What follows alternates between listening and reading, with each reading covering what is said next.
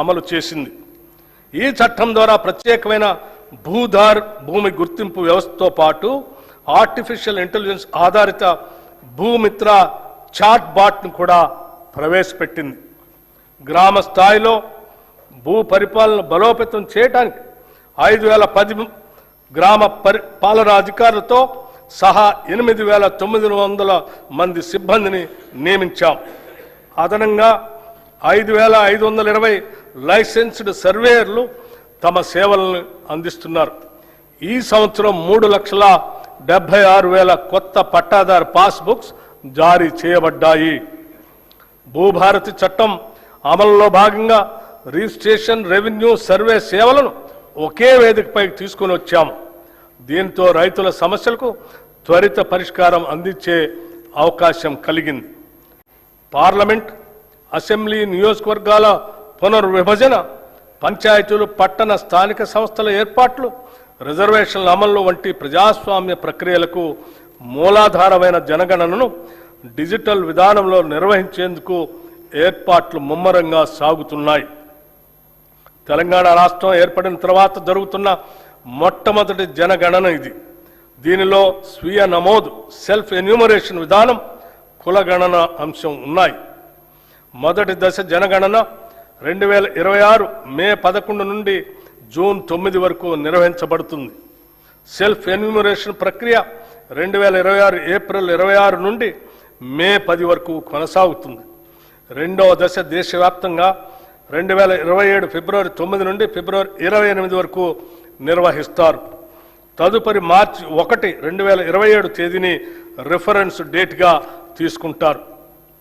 ప్రజల ఆకాంక్షలను దృష్టిలో ఉంచుకొని ఈ ప్రజాప్రభుత్వం అభయహస్తం పేరుతో ప్రజాహిత పథకాలను అమలు పరుస్తుంది. కనీస సదుపాయాలు కూడా లేని వారికి ఉపయోగపడే విధంగా మహాలక్ష్మి, గృహజ్యోతి, ఇందిరమ్మ ఇళ్ళు, మహిళా శక్తి మిషన్ వంటి పథకాలు పేదల జీవితాల్లో వెలుగులు నింపుతున్నాయి. మహాలక్ష్మి పథకం మేము అధికారంలోకి వచ్చిన వెంటనే అమలు పరిచిన మొదటి వాగ్దానం. ఉచిత బస్సు ప్రయాణం. ఈ పథకం ద్వారా ప్రతిరోజు రాష్ట్రంలోని 34,37,000 మంది ఆడబిడ్డలు ఉచితంగా ఆర్టీసీ బస్సులో ప్రయాణిస్తున్నారు. ఇప్పటి వరకు ఈ పథకం ద్వారా రాష్ట్రంలోని మహిళలు 269,68,00,000 ఉచిత ప్రయాణాలు చేసి దాదాపు 9,222 కోట్ల రూపాయల్ని ఆదా చేసుకున్నారు. 500కే గ్యాస్ సిలిండర్. వంట గ్యాస్ సిలిండర్ భారం నుంచి మహిళలను ఉపశమనం కల్పించేందుకు 500 రూపాయలకే గ్యాస్ సిలిండర్ను అందించే పథకాన్ని ప్రభుత్వం ప్రారంభించింది. ఈ పథకం కింద రాష్ట్రంలో 42,90,000 కుటుంబాలకి లబ్ధి చేకూరింది. ఈ పథకం ద్వారా సుమారు 752 కోట్ల రూపాయలు మహిళలకు ఆదా అయింది. గృహజ్యోతి పథకం ద్వారా సుమారు 53,09,000 పేద మధ్యతరగతి కుటుంబాలకి 200 యూనిట్ల వరకు ఉచిత కరెంటు అందిస్తున్నాం.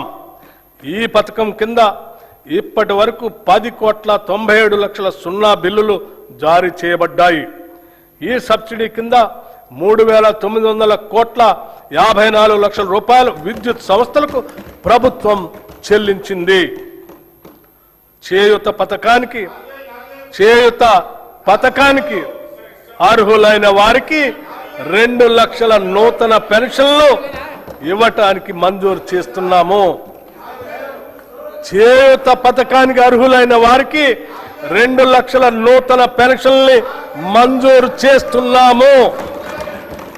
రాష్ట్రంలోని ఐకేపీ సంఘాల్లోని 1 కోటి మంది మహిళలను కోటీశ్వరం చేయాలనేది మా ప్రభుత్వ సంకల్పం. అందుకోసం 5 సంవత్సరాల్లో 1,00,000 కోట్ల రూపాయల మేరకు బ్యాంకు ద్వారా రుణాలను ఇప్పించే ప్రయత్నం చేస్తున్నాం. దీనిలో భాగంగా ఇప్పటికే 57,938 కోట్ల రూపాయల రుణం ఇప్పించడం జరిగింది. వడ్డీ లేని రుణాల పథకం కింద 2023 డిసెంబర్ నుండి ఈనాటి వరకు పట్టణ గ్రామీణ సెల్ఫ్ హెల్ప్ గ్రూప్స్ కి 1,329 కోట్ల వడ్డీ రాయితీని విడుదల చేయటం జరిగింది. రాష్ట్రంలో 67 లక్షల మహిళలతో ఐకేపీ బలమైన స్వయం సహాయక సంఘాల నెట్వర్క్గా ఏర్పడింది. మహిళా సంఘాలతో శిల్పారామంలో 106 స్టాళ్లతో ఇందిరా మహిళా శక్తి బజార్ ఏర్పాటు చేశాం. ఈ సముదాయం యొక్క ఉత్పత్తులు 7,68,00,000కి చేరాయి.